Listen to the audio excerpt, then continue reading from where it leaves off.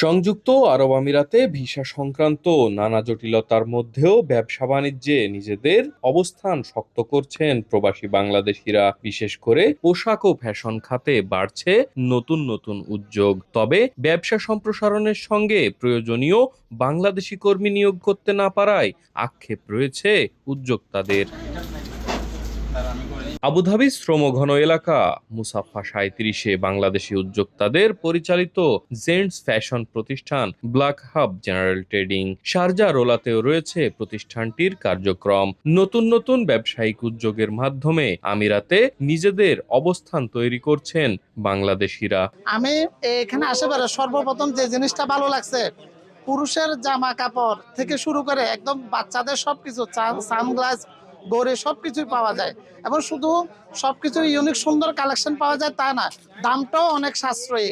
এখানে একটা দেখেন ভাইয়া, এখানে ইয়ং জেনারেশনের সবগুলি কাপড় এবং কোট হইতে লই, গড়ি হইতে লই, পারফিউম হইতে লই, সবকিছু এখানে আছে। আমি প্যান্ট নিছি, স্যুট নেব আর শার্টটা দেখি। এরকম একটা ব্র্যান্ডের টি শার্ট এবং শার্ট, স্যুট, কোট এবং বিভিন্ন আইটেমের নিয়ে এখনো তো কোনো আমি দোকান আমার জানা মতো আমি দেখি নাই। অনেক কাপড়গুলো অনেক ভালো লাগছে, ব্র্যান্ডের কাপড়। বাংলাদেশি পোশাকের প্রতি শুধু বাংলাদেশিদেরই নয়, অন্যান্য দেশের প্রবাসীদের মধ্যেও রয়েছে ব্যাপক আগ্রহ।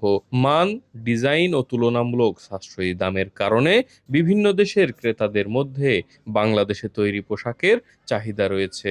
ये सब बहुत अच्छा लगा, इधर का कलेक्शन भी बहुत अच्छा है। जेंट्स क्लॉथ है और शूज वगैरह है, ग्लासेस मिलता है, बहुत अच्छा लगा। सही है और अच्छी ऑफर है, नए ब्रांड है, अंशलाग काम चलते ही रहेगा। তবে ব্যবসা সম্প্রসারণের সঙ্গে তৈরি হয়েছে নতুন চ্যালেঞ্জ। প্রয়োজনীয় জনবল নিয়োগ করতে না পারায় সমস্যায় পড়ছেন অনেক বাংলাদেশি উদ্যোক্তা। বিশেষ করে বাংলাদেশি কর্মী নিয়োগের ক্ষেত্রে ভিসা সংক্রান্ত জটিলতায় চাহিদা অনুযায়ী কর্মী নেওয়া সম্ভব হচ্ছে না বলে জানিয়েছেন তারা। সব থেকে যে সমস্যাটা হচ্ছে, আমরা যারা ব্যবসায়ী আছি, আমরা বিভিন্ন জায়গায় প্রতিষ্ঠান খুলতে চাইলেও পারতেছি না, আমাদের কর্মী অভাবে ভিসা বন্ধ থাকার কারণে।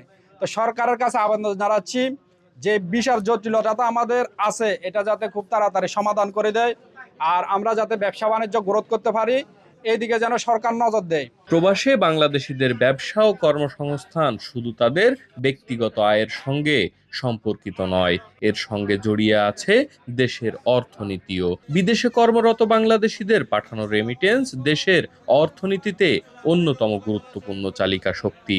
একই সঙ্গে দীর্ঘদিন ধরে বাংলাদেশি পোশাক শিল্প বৈদেশিক মুদ্রা অর্জনে বড় ভূমিকা রেখে আসছে। আমরা চাই আরো আউটলেট দেওয়ার জন্য, প্রত্যেকটা স্টেটে কি আউটলেট দেওয়ার জন্য। ভিসার সমস্যার কারণে আমরা কি আউটলেট গুলো দিতে পারতেছি না, মানুষ দোকানে বিশাল মানুষ লাগাতে পারতেছি না, যার কারণে আমরা কি আউটলেট গুলো দিতে পারতেছি না।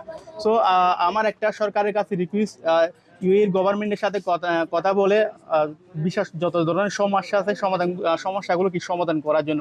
প্রবাসী বাংলাদেশিদের ব্যবসায়িক উদ্যোগ বাড়লেও কর্মী নিয়োগের ক্ষেত্রে ভিসা সংক্রান্ত জটিলতা এখনো বড় বাধা হয়ে আছে।